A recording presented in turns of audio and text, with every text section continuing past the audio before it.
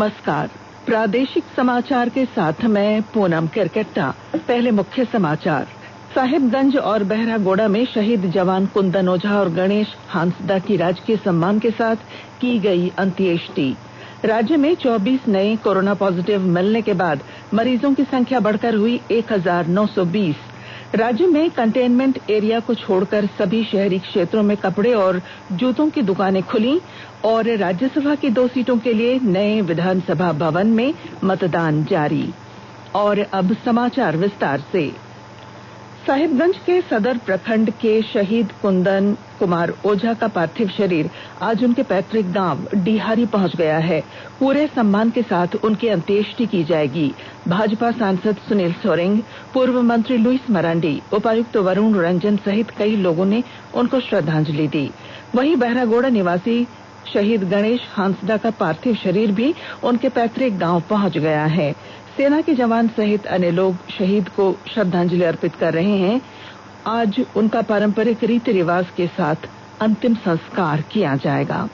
पूर्वी सिंहभूम जिले के बहरागोड़ा प्रखंड के शहीद गणेश हांसदा का पार्थिव शरीर हेलीकॉप्टर से आज सुबह बहरागोड़ा हवाई अड्डा पहुंचा। वहां से पूरे राजकीय सम्मान के साथ उनके निवास स्थल कोसा फलिया गांव ले जाया गया। इस दौरान पूरा गांव और आसपास के लोगों का हुजूम उमड़ पड़ा है। लोग वीर शहीद गणेश हांसदा अमर रहें के नारे लगा रहे थे।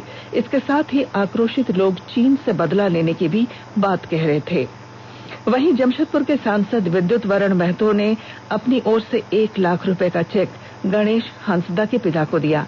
उन्होंने कहा कि समाज और हम लोग सब मिलकर शहीद के परिजनों का ध्यान रखेंगे। झारखंड में पिछले 24 घंटों के दौरान कोरोना से संक्रमित 24 नए मामले सामने आए हैं। इन्हें मिलाकर राज्य में कोरोना पॉजिटिव की संख्या 1920 हो गई है। अब तक 11 व्यक्तियों की मौत कोविड-19 की वजह से हुई। अभी राज्य में हॉस्पिटल और आइसोलेशन सेंटर में एक्टिव केस की संख्या 696 हो गई है। कल 62 मरीजों को उपचार के बाद अस्पताल से छुट्टी दे दी गई। अब तक कुल 1213 मरीज कोरोना से लड़कर स्वस्थ हो चुके हैं। वहीं दूसरी ओर कोरोना मरीजों के स्वस्थ होने की रफ्तार बढ़ रही है। राज्य के 5 जिलों देवघर, साहिबगंज, पाकुड़, दुमका और गोड्डा में कोविड का कोई सक्रिय मामला अभी नहीं है। वहीं पलामू में सिर्फ 1 मरीज पॉजिटिव है। दूसरी ओर राज्य में आधा दर्जन जिले ऐसे हैं जहां 10 से कम सक्रिय केस रह गए हैं। इनमें गिरिडीह, गढ़वाल, लातेहार, पलामू, खूंटी तथा बोकारो शामिल हैं। लोहरदगा में कल 1 मरीज के पॉजिटिव पाए जाने की पुष्टि हुई। इधर राजधानी रांची के रिम्स में भर्ती 1 महिला समेत 2 मरीजों की मौत हो गई। इनमें से रामगढ़ जिले के रजरप्पा का रहने वाला 1 मरीज 3 दिन पहले ही कोरोना संक्रमण से मुक्त हुआ था, लेकिन अन्य बीमारियों की वजह से उसकी मौत हो गई। जामताड़ा जिले के उदलबनी स्थित कोविड-19 अस्पताल में नियमित रूप से योगाभ्यास और मोटिवेशन कराया जा रहा है। योगाभ्यास और मोटिवेशन से कोरोना पॉजिटिव मरीजों पर सार्थक असर देखा जा रहा है। चिकित्सक डॉक्टर दुर्गेश झा ने बताया कि योगाभ्यास और मोटिवेशन कोरोना पॉजिटिव मरीजों की मानसिक और शारीरिक स्थिति में सुधार लाने में लाभकारी साबित हो रहा है। पश्चिमी सिंहभूम जिले में लॉकडाउन के दौरान बंद पड़ी आर्थिक गतिविधियों को दोबारा शुरू करने के लिए महिला समूहों को प्रशासन गतिशील बना रहा है। इस संबंध में महिला समूहों को कुटीर उद्योगों से संबंधित प्रशिक्षण देकर रोजगार से जोड़ने की कोशिश की जा रही है। सजावट की वस्तुओं सहित कई जरूरी सामानों के निर्माण संबंधी प्रशिक्षण देकर इन महिला समूहों को स्वावलंबी बनाने की कोशिश की जा रही है। उप विकास आयुक्त आदित्य रंजन ने बताया कि महिलाओं को स्वावलंबी बनाने की पूरी कोशिश की जा रही है। लॉकडाउन के मद्देनजर बंद हो गया था, उसको पुनः स्टार्ट किया गया है और हम लोग कोशिश कर रहे हैं इसमें ज्यादा से ज्यादा महिला ग्रुप्स इसमें मिले, ज्यादा से ज्यादा लोगों को रोजगार मिले और साथ ही साथ हम लोग जो लोगों को स्वावलंबी बनाने का जो हम लोग कोशिश है, स्वरोजगार से जोड़ने का जो कोशिश है वो कामयाब हो।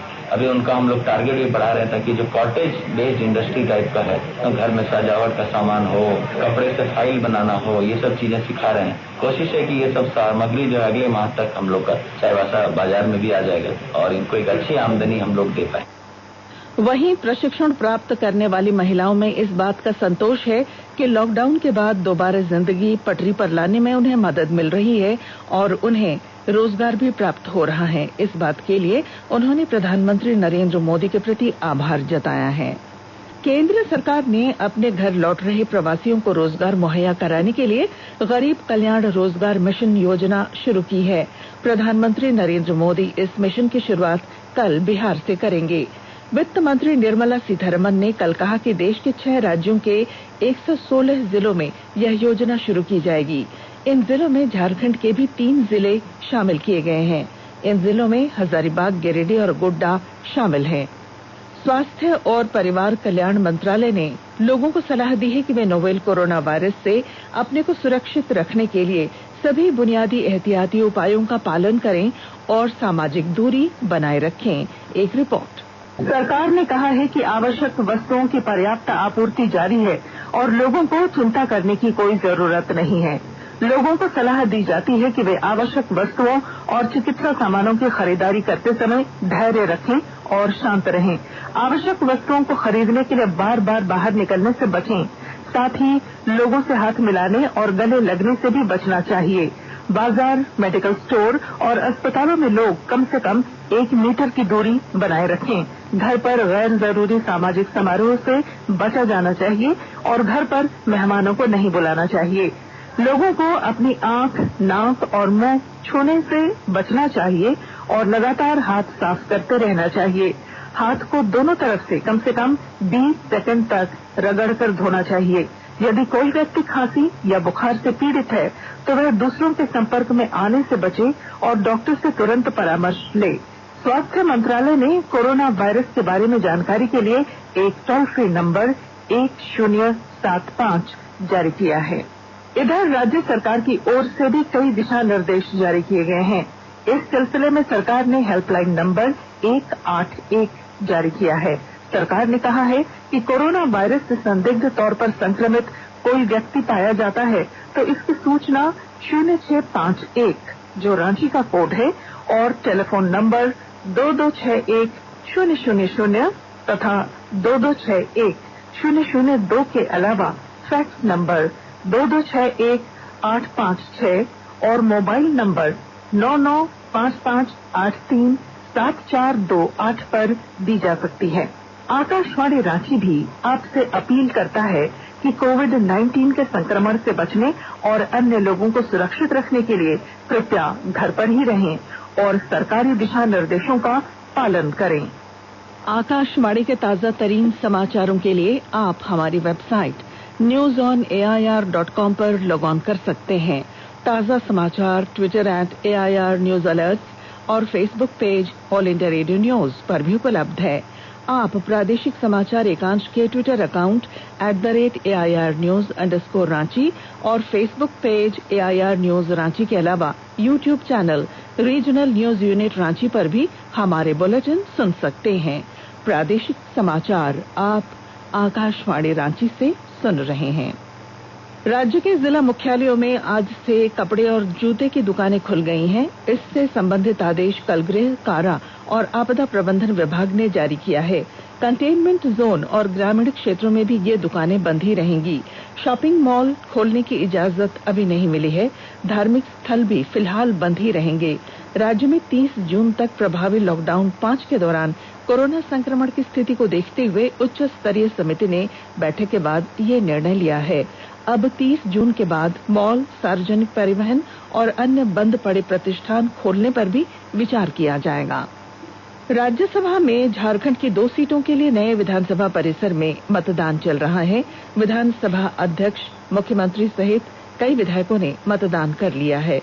चुनाव मैदान में झामुमो के शिबू सोरेन, भाजपा के दीपक प्रकाश और कांग्रेस के शहजादा अनवर शामिल हैं। राज्यसभा चुनाव के निर्वाचन पदाधिकारी सह विधानसभा के सचिव महेंद्र प्रसाद ने बताया कि 4 बजे मतदान समाप्त हो जाने के बाद शाम 5 बजे से मतगणना शुरू होगी। भारत निर्वाचन आयोग से सहमति मिलने के बाद आज देर शाम चुनाव परिणाम घोषित कर दिए जाने की संभावना है। इधर रांची जिला प्रशासन की ओर से राज्यसभा चुनाव को लेकर विधानसभा परिसर के इर्द गिर्द निषेधाज्ञा लागू कर दी गई। इस अवसर पर किसी भी प्रकार के जुलूस, रैली, प्रदर्शन, घेराव पर पूरी तरह से पाबंदी रहेगी।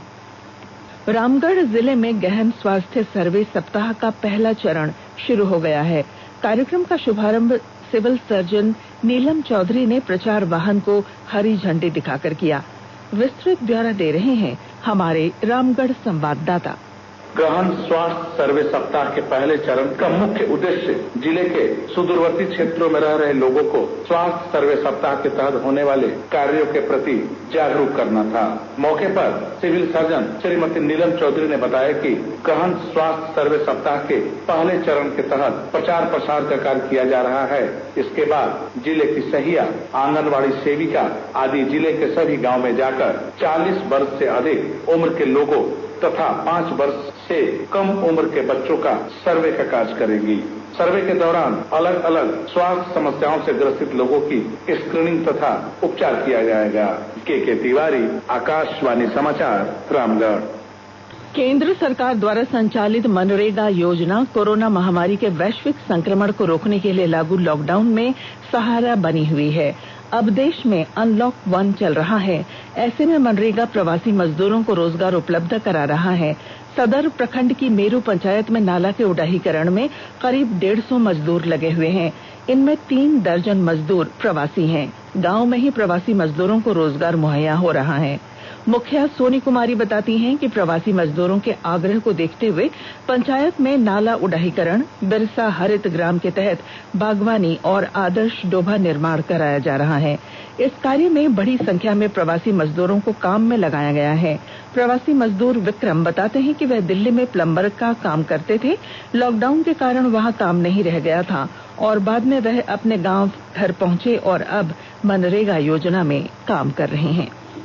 प्रधानमंत्री नरेंद्र मोदी ने भारत चीन सीमा की स्थिति पर चर्चा के लिए आज शाम 5 बजे सर्वदलीय बैठक बुलाई है। प्रधानमंत्री कार्यालय ने कहा है कि इस वर्चुअल बैठक में विभिन्न राजनीतिक दलों के प्रमुख भाग लेंगे।